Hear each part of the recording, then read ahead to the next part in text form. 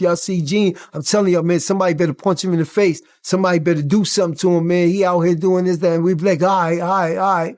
Thank you, Roger Bonds, for putting it out there. It came to life for y'all. It came to life for y'all that this dude wanted me dead way before I came to YouTube. What he look like telling somebody to whoop my... He didn't tell him that. He wanted me in the dirt and was trying to... Gene Deal has been creating a lot of buzz lately by showing up on various interviews, podcasts, and live streams, where he keeps revealing one story after another about Sean, Diddy, Combs, and the hidden, darker side of the bad boy era that was never supposed to come out in the open. But even while he is speaking out, Gene admits that he is being very careful, almost as if he is always looking over his shoulder because he knows exactly how powerful Diddy is and what he might be willing to do to keep people quiet. And this is the part that makes everything even more serious and intense. Roger Bonds, who once worked as Diddy's head of security, has now stepped forward with his own shocking revelation. He revealed that he was once given orders to go after people who had crossed Diddy. This does not just support Gene's story, it makes the whole situation much more alarming and concerning. This is not just regular drama or simple internet gossip. When someone like Roger Bonds, who is deep inside that inner circle, decides to speak up, it carries real weight and credibility. He saw that world with his own eyes, witnessed its darker side up close, and now he fears that the same tactics of intimidation, control, and silencing could be used against Gene Deal. What makes it even more chilling is that Gene is not trying to start any trouble or provoke anyone. He is simply sharing his own truth and talking about what he actually experienced during his time with Bad Boy. But now, those truths may come with a very real and serious risk. Interview 2. Let's break this down carefully because what is happening here goes way beyond just a few viral claims and accusations. This is about a powerful empire that is now under heavy pressure, a major federal case that is looming, and insiders who are finally coming forward to talk about things that were never meant to become public.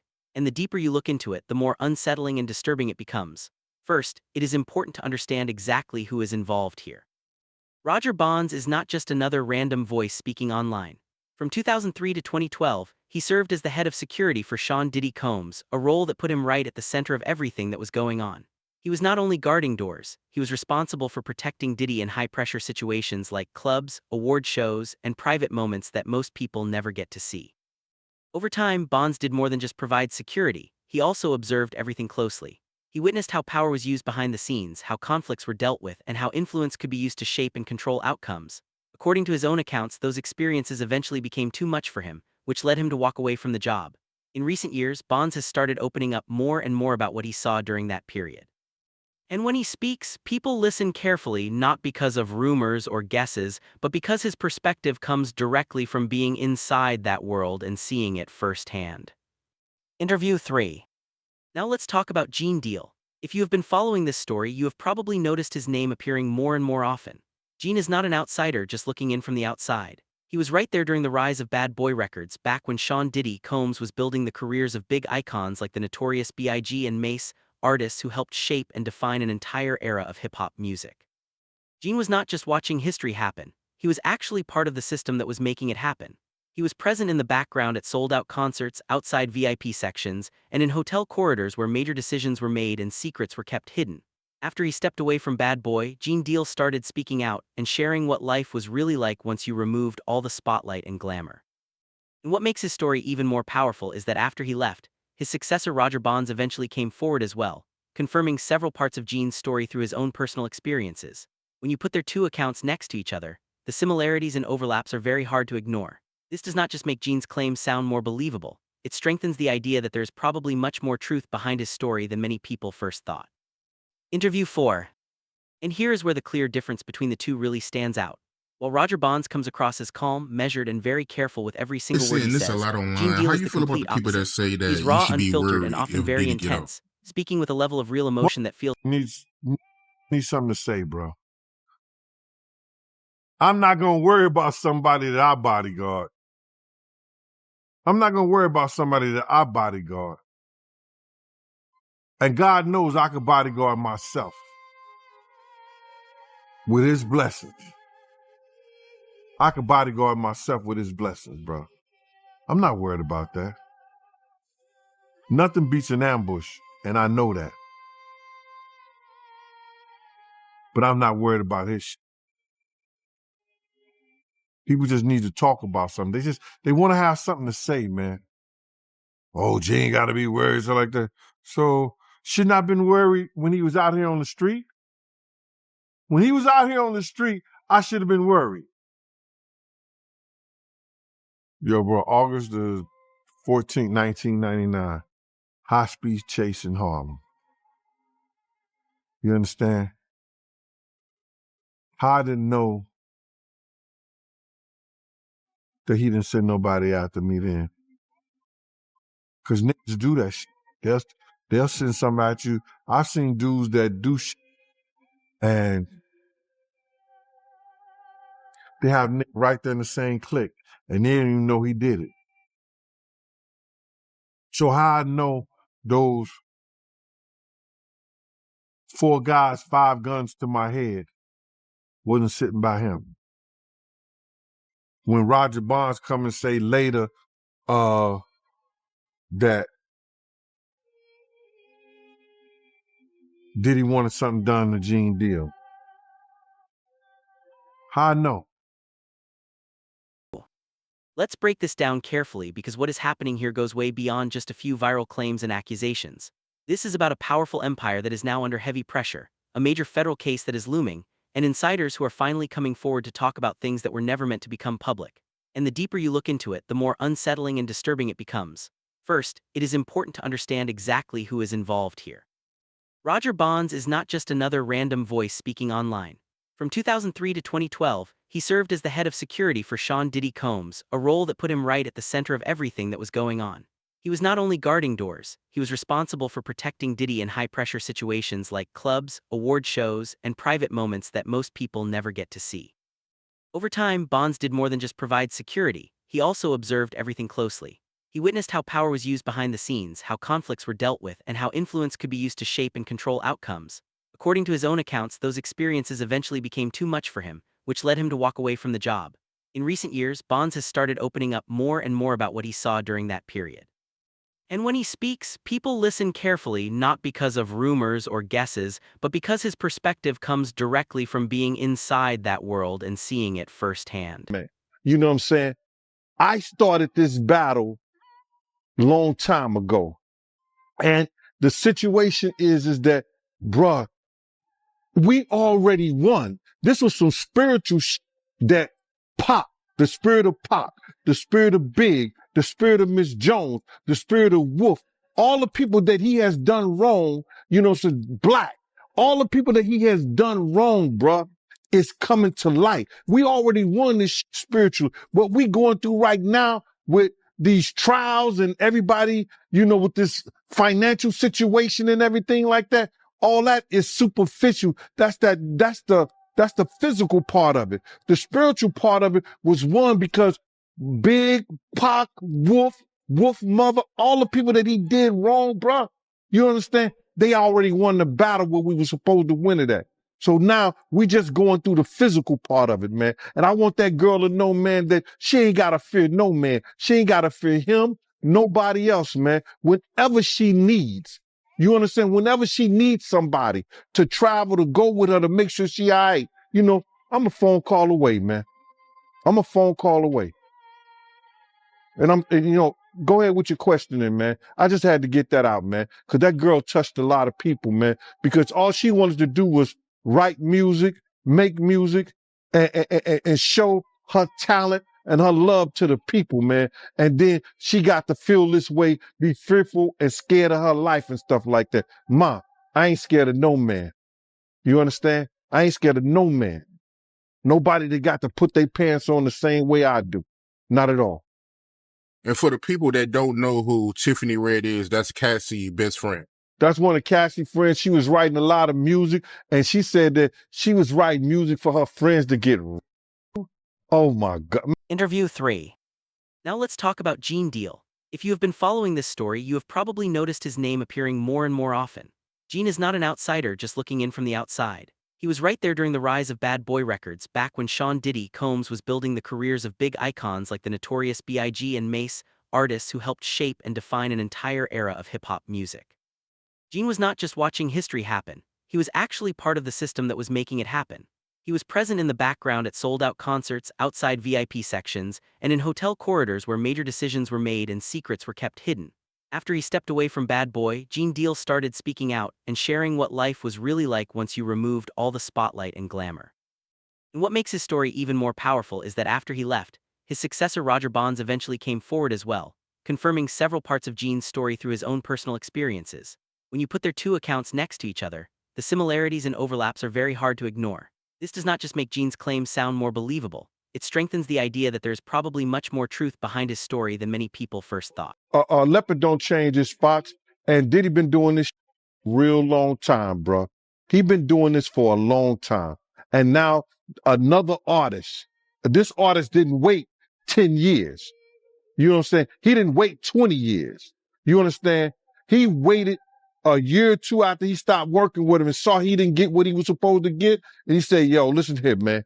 I'm putting in my claims right now because I'm going to show everybody what really happened, what really went down. It's crazy. When I was reading it, I read the whole thing. Shout out to Keisha in Kansas City. She sent me the whole documentation, bro, and you know the whole court thing. And when I'm reading the stuff, you know, it sound a lot of it sound familiar. You understand? And what I mean sound familiar, how he would get other girls and get girls to try to, you know, convince this guy, you know, or put him in a situation with other girls so he could do whatever he wanted to do with them. And it's just like the situation somewhat with Sarah and her girlfriend and him and Ja. You know what I'm saying? Bringing girls on to try to convince this other guy to be in a room with another naked man and all this other bullshit. Yo, it all sound familiar, man.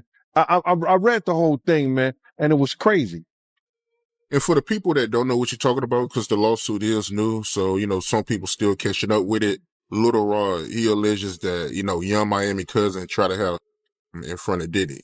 Yeah, he went into the bathroom, and then she came into the bathroom and tried to, you know, throw herself on him. He didn't want to have nothing to do with her for whatever reason. And then when he came out the bathroom, she continued to try to do that and try to have, wanted him to have on Diddy and the rest of the people that was in there. You know, that's how they do, man. They try to use a girl that you might like or you may think you might like, or they think you might like her or whatever to convince you to lay down your guards with them. And he didn't. Yeah, that's crazy, man. And you're not surprised by none of this, because you said that Ja Rule, they did this to him, right? No, remember, and people got it confused when I said that Ja and him was in the room with two girls, with Sarah and Sarah's girlfriend. You understand? He was trying to get Ja to go at Jay-Z. So what he did was try to get another girl, you understand, to do something with Ja. I guess, I don't know, they in the room together. So, and here is where the clear difference between the two really stands out. While Roger Bonds comes across as calm, measured, and very careful with every single word he says, Gene Deal is the complete opposite. He is raw, unfiltered, and often very intense, speaking with a level of real emotion that feels less like a prepared statement and more like years of held-back truth finally pouring out. That kind of raw authenticity is exactly why his interviews have been spreading so fast and so widely. People connect deeply with the passion, the frustration, and the feeling that he is not holding anything back at all. But that same strong energy also puts a very bright spotlight on him, and that spotlight can quickly turn into a dangerous target. Because when someone is not just telling a story but delivering it with real emotion, anger, and complete honesty without any restraint, they become very hard to ignore. And for someone like Sean Diddy Combs, who built his entire empire on control and influence, a voice like Gene Deal's is not just inconvenient, it can easily be seen as a real and serious threat. None of this stop because it's nobody there to stop it, and this person is becoming stronger and stronger and stronger. So if you becoming stronger and stronger and stronger, what's there to make you stop? You know what I'm saying? Like what I feel like what he's going through now, that's enough to make you stop. You know what I'm saying? But if you ain't never went through this, and everything you going through gets swept under the rug, it ain't no reason for you to stop. Bonds ain't gonna make me stop. Bonds is just another security dude. Now I see that. You know what I'm saying? But when you live in it and you going through it, that person knows how to make you feel like, yo, you ain't gonna never gotta worry about nothing because this is what they telling you. This is what you seeing. So each and every day, I'm not gonna lie, you hope that that person wakes up the next morning and a red light went off in their head. Say, yo, I gotta treat better. Or I gotta treat a person better. Or I gotta do this. So that's what you hoping. And then you get to the point where you say, yo, nah, make a change. You know what I'm saying? Yeah. So one of the main things that happened was I got diabetes. Right. I was in Spain somewhere and I kept going to the bathroom like every 10 or 15 minutes. And I'm like, what are you going to the bathroom for? Somebody said, yo, you know, if you go to the bathroom a lot, you get diabetes. Cause you got to remember, we was traveling and moving so much. There was places that we would be at that you wouldn't even drink the water. You know what I'm saying? Or they say, yo, if you from the United States, the water gonna make you sick. Hell yeah. You know what I'm I've saying? been to Mexico a few times and got sick as hell off that Oh, water. for the water. Yeah, So you end up drinking sodas and juices all day long. So that's one of the things that happened. So I looked at it as like, that was like one of the ways that God. Recently, Roger Bonds appeared on a podcast and made a very shocking claim. He said that Sean Diddy Combs had once directly instructed him and others to physically go after Gene Deal and another bad boy insider named Mark Curry. According to Bonds, these were not just rumors or secondhand stories. These were direct orders that he personally received. He says he chose not to carry them out completely. He described being told to target Gene and Mark simply because they had spoken out publicly about things. If this is true, it paints a picture of someone who reacts aggressively to any criticism, something that clearly goes far beyond normal personal disputes. That is what makes Bond's recent warning feel so serious and important. To him, this is not just old history from the past. It suggests that there is a continuing pattern. The concern he is raising is that if those kinds of instructions were given back then, similar actions could be feared right now, especially at a time when there is so much intense legal pressure. Bonds did not present it as entertainment or drama. His message came across more like a genuine caution and warning, something meant to alert Gene Deal to stay careful and stay prepared. Whether people believe every single detail or not, the tone of his statement made one thing very clear. From his perspective, this situation should not be taken lightly at all. As things are getting worse. Round there, I left from the area and got my own table. You not rocking me to sleep. You never rock me to sleep. Though I worked for you, you wasn't doing no dirt. That's why my days was with you when you had your kids. Because you knew you couldn't do that dirty to me. And that's a good judgment on your behalf.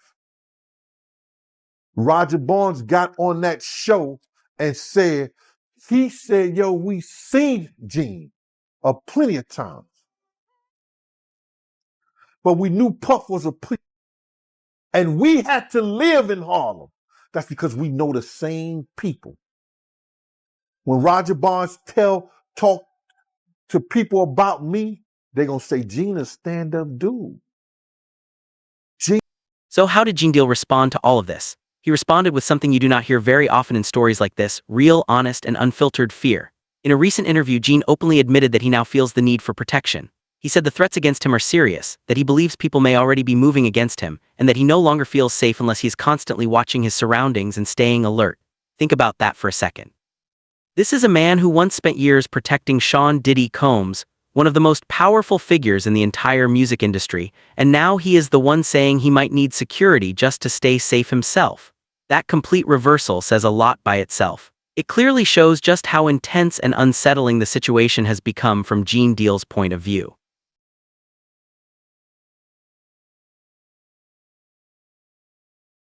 Because the energy was off. You know what I'm saying? Everything that was going on around you was off. And you were expected just to stand there and do what you supposed to do.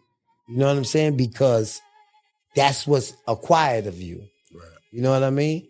So, you know, that was one of the things that made me say, okay, it's time to go. So I used my sickness as one of the reasons, like, yo, you know, I can't be traveling with you, and you know I can't be doing this, that, and the other. The doctor said I need to be in a stable place. I need to get a certain amount of sleep. I need certain So you were type of trying to food. pull away. I was trying to pull away. You know what I'm saying? So what I did was I found that they had an opening. Interview 7. Gene Deal also described a tense moment that happened outside a courthouse where he believes he may have already been targeted. According to him, a YouTuber kept provoking him, following him around and repeatedly taunting him. The situation eventually got out of hand and Gene claims he knocked the man out, but from his perspective, it was not just some random fight. He saw it as part of something much bigger, an attempt to bait him, push his buttons and throw him off balance while he is already under so much pressure. Whether that interpretation is completely accurate or not, the fear behind his words is very understandable. When someone already feels like they are being watched or has been warned that powerful people might be coming after them, even normal everyday encounters can start to feel like real threats. Table to save Big and Tupac, he said it. This is the kind of character that y'all out here saying that y'all standing up for. People are still alive. Eric B, Big D, Suge Knight. They was going to squash this East Coast, West Coast before Pac, before Big was dead. He wouldn't even send a representative to the table. Not a table that he ate off of. The table that he got his millions from is having his ass for dessert. Interview 8. But with every new viral soundbite that comes out, the tension only keeps growing louder and stronger. That spotlight has now become a double-edged sword for Gene Deal. It gives him a level of visibility that can help protect him in some ways, but at the same time it puts him directly in the line of fire. Right now, he's caught in that difficult balance where the extra attention can either keep him safer or make him even more exposed and vulnerable. If you do something to Gene, you're going to have to deal with Chaz, you're going to have to deal with Slick, you're going to have to deal with Cage people, you're going to have to deal with a whole lot of people that love that name. And that's the politics of Harlem. Roger Bonds know the politics of Harlem. So you have a homo cats out there right now that's talking all that shit. Gene paid his dues. Because I came here and talked about the character of this dude who wanted me dead. I been knew that. He ain't saying nothing I didn't know. Y'all could find somebody else to play with. That goes to show you what kind of dude this is. Instead of coming to the How many stories are still staying hidden right now because people are afraid of ending up in the same dangerous position as Gene Deal? That has become the bigger and more important question being raised here. At this point, it is not just about Roger Bonds and Gene Deal going against Sean Diddy Combs. It has turned into a much wider conversation about accountability, about whether powerful figures in the music industry can keep operating without any real scrutiny, and whether fear will continue to keep people silent or whether more voices will eventually step forward despite all the risks. Because from this point of view, what is unfolding looks like the slow collapse of a once powerful empire. Each new claim, each new interview,